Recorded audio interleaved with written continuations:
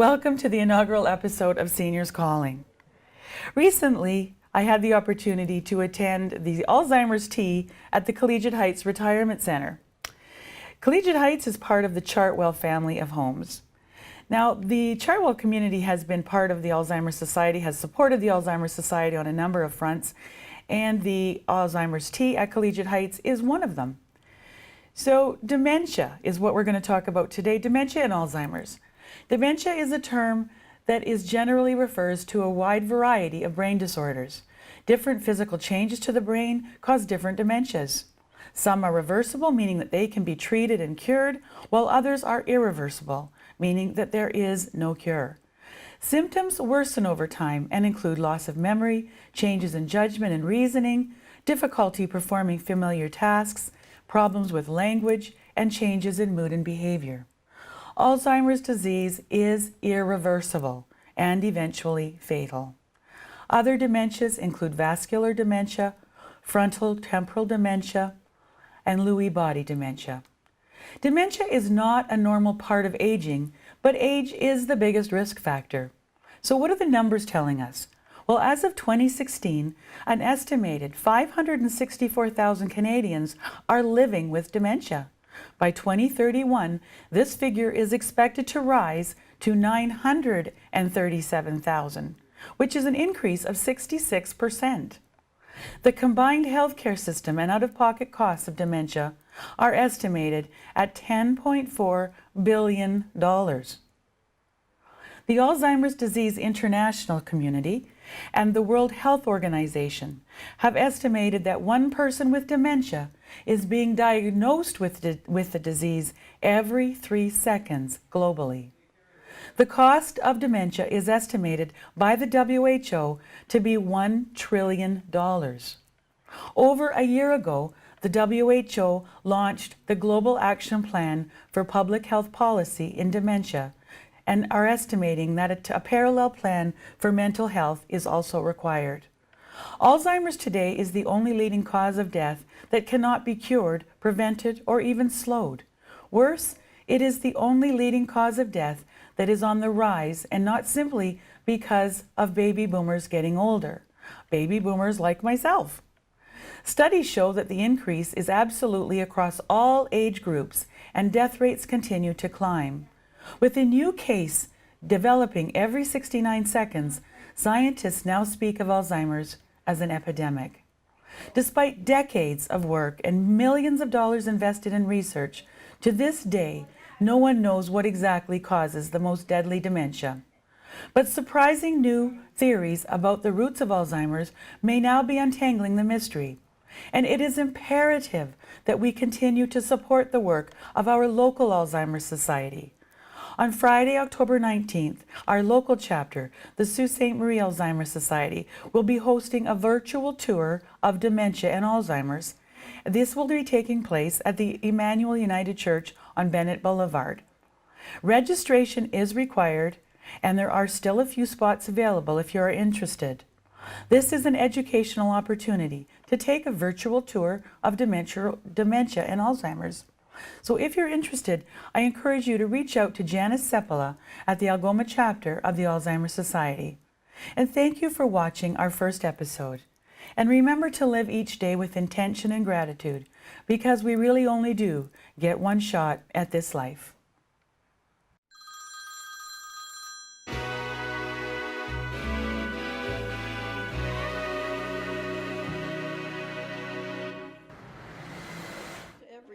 Yes, that ever since they've had the Alzheimer's. Yeah, I wasn't in when the first one, like, No. then I moved in, in November, so I would have missed that year, but. So were you two friends before you moved into the building? Yes, Yeah. You were? 20 years. Oh, for heaven's sakes. It's more than 20 years now, but we were friends for 20 years when Jesse moved in. Wow, thank you. Yes, and then we traveled, so we had some adventures. We also love coming for the Alzheimer's tea and supporting that. Our mother is 88 and she's still at home living on her own. But this is going to be, for most adults, it's an eventuality. So it's nice to be able to have already met somebody like Bia at the Alzheimer's Society and know that we have that resource to touch if and when we need it. Well, I'm here with Arla Lucas. Now, Arla has just been here with some of her family to enjoy the Alzheimer's tea. Arla, tell me, why was it important for you to come and share in this tea today? So the Alzheimer's Society in general in Sault Ste. Marie is very important to us because my mom has Alzheimer's. She was diagnosed about 5 years ago. And so the Alzheimer's Society and all of the benefits and programs that they offer us are very important to us. Wow. So the Alzheimer's Society helps to raise the quality of life for an individual. And you've experienced that yourself. What are some of the things that they brought to your family?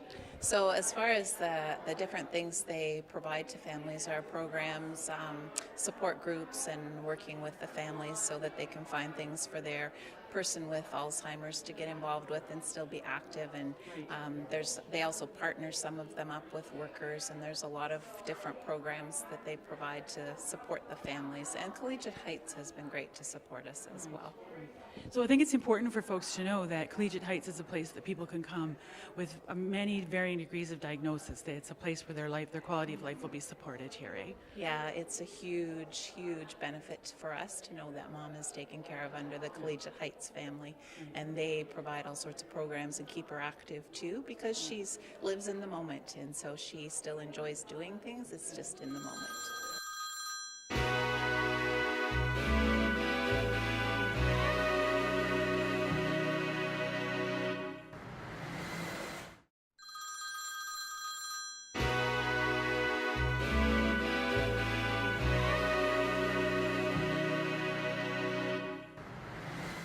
I'm here with the Executive Director of the local Alzheimer's Society, Terry Chipperossi. And Terry, talk to me about the importance of this tea today and the work of the Alzheimer's Society here locally.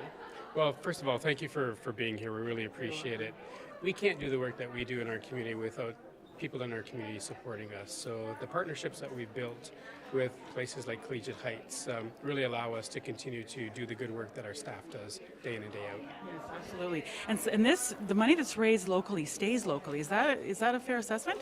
That's correct. Every dollar that we raise here stays here locally, and it supports our programs and services. Our fundraising efforts, they support the programs that aren't funded by the local health integration network. Okay. And that's why it's very important that people understand that every dollar raised here will stay in our community.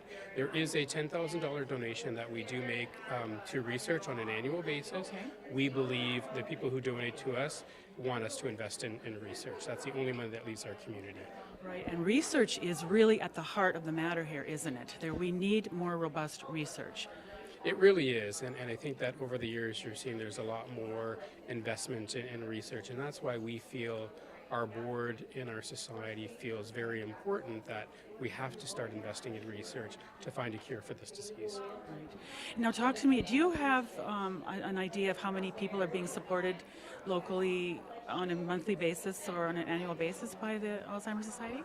So currently we're providing our supports to 2,800 people in the Sault Ste. Marie and Algoma district. That represents 2.5% of our entire population in the Sault and Algoma district.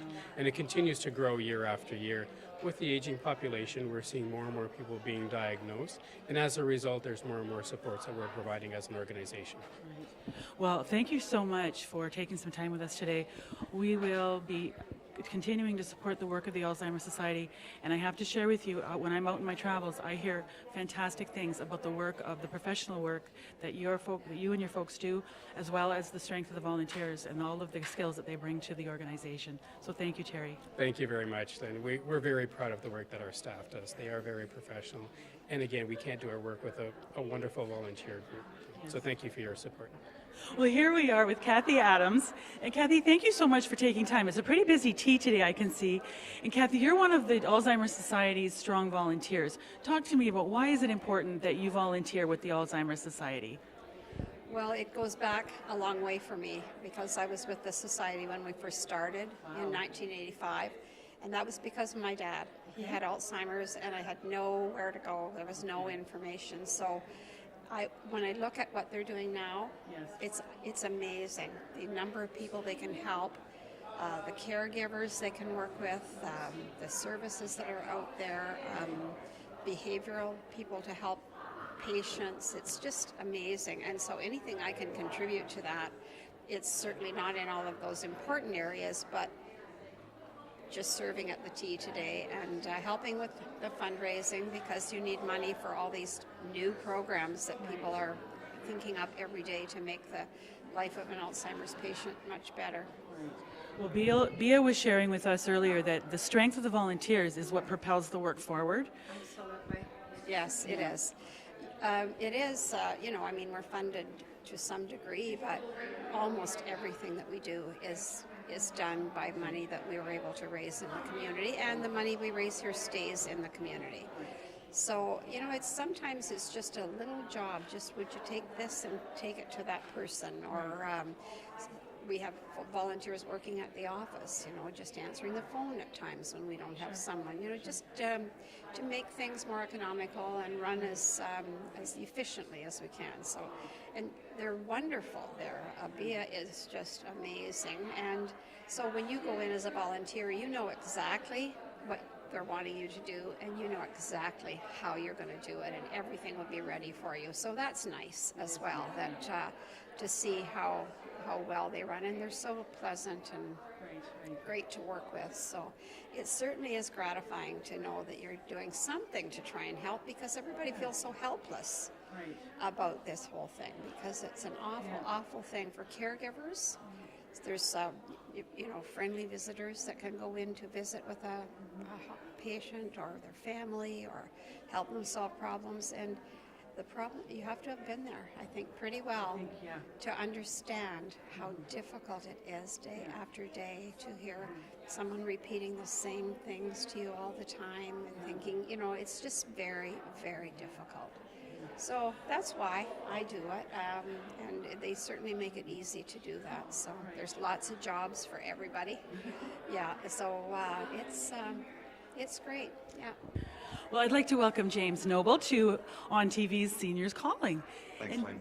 James, you're here at Collegiate Heights.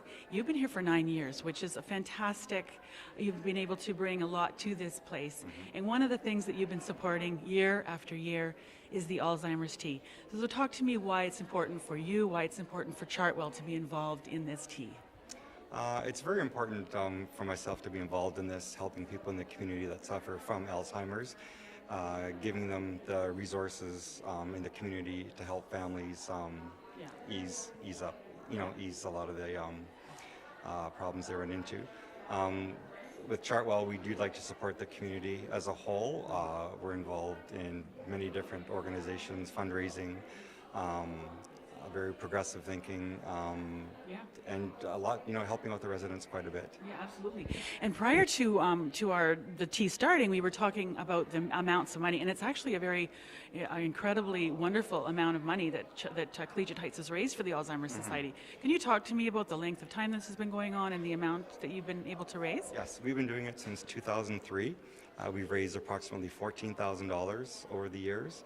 Our highest year has been $1,500, and this money is raised within a 2-hour period also. Yeah, that's right. So it's been very successful, and we will continue to do this to support them, definitely. Thank you very much for joining me today, Bia. I'm here with Bia Fioramonti. Bia is the volunteer coordinator of the Alzheimer's Society here in Sault Ste. Marie in the district of Algoma. So Bia, thank you for being with us today. Talk to me about this tea and all of the work that you've done, and of course we want to hear more about the coffee breaks that people are encouraged to sign up and do. Okay, the tea here at Collegiate Heights is only one example of what you can do with a coffee break. A coffee break traditionally is where a person makes an exchange of a donation to the Alzheimer's Society for the coffee that they consume on coffee break day. Now it's really opened up over the years, and Collegiate Heights' idea was to host a coffee and dessert and tea. So they've been doing this for over 15 years, and they've raised a lot of money for us. They're hoping to raise over $1,000 today, and we have a lot of volunteers that end up helping out today. It's more of a partnership. Collegiate Heights provides this beautiful venue, Right. and the coffee and the tea and the desserts, and our volunteers come in and help serve and help greet people and take the donations. So it's sort of a unique spin to Coffee Break, which we want to let people know that it doesn't have to be just a simple coffee break. Right. It can be whatever is conducive to your business. Right, right. So we want to encourage folks, like in the church communities, in the volunteer sector, in the business sector, to think about ways they can incorporate a coffee break into their daily routine and support the Alzheimer's Society. So tell me about the volunteers. How many people does it take to pull off the coffee break monthly? We have a huge team of volunteers. We have 21 routes in Sault Ste. Marie and Algoma district. These volunteers deliver the host kits to them, which contains the posters and tent cards, and Melita Coffee, who's our sponsor this year. And in turn, they go out and collect the donations that were collected on our behalf. We also have volunteers here today. We probably have 15 volunteers helping at the tea with this partnership. We have volunteers that actually take our promotional giant coffee cup balloon to different locations to help raise awareness for the event. So we use volunteers in many different ways, and we are so blessed that we have such dedicated volunteers. A lot of them come back for the same event every year, and if they are unable to, for whatever reason, we're able to integrate new volunteers and introduce them to Coffee Break and other things that happen at the Alzheimer's Society. And Bea, tell me, this is for the month of September into October, is that right? Yes, the latest coffee break that we had last year was actually in January. We had someone sell our decals in January instead of September. Traditionally, most of them wrap up by October, but we do have people that do them at a later date. We want everyone to be successful at what they're doing with Coffee Break, so why not open it up and let them just take reign and make it their own event? Right. Well, a dedicated group of volunteers helping to shape a dedicated group of staff at the Alzheimer's Society. We hear all the time about what a great group of people the Alzheimer's Society is here locally. So thank you, Bea, for the work that you do. And we look forward to hearing more about the coffee breaks and the total amounts collected by the end of all of this. And just remember, folks, it doesn't have to be in September or October. You can put a coffee break on for the Alzheimer's Society at any time. They'd be very happy to support you in that effort. Thank you, Bea. Thank you so much.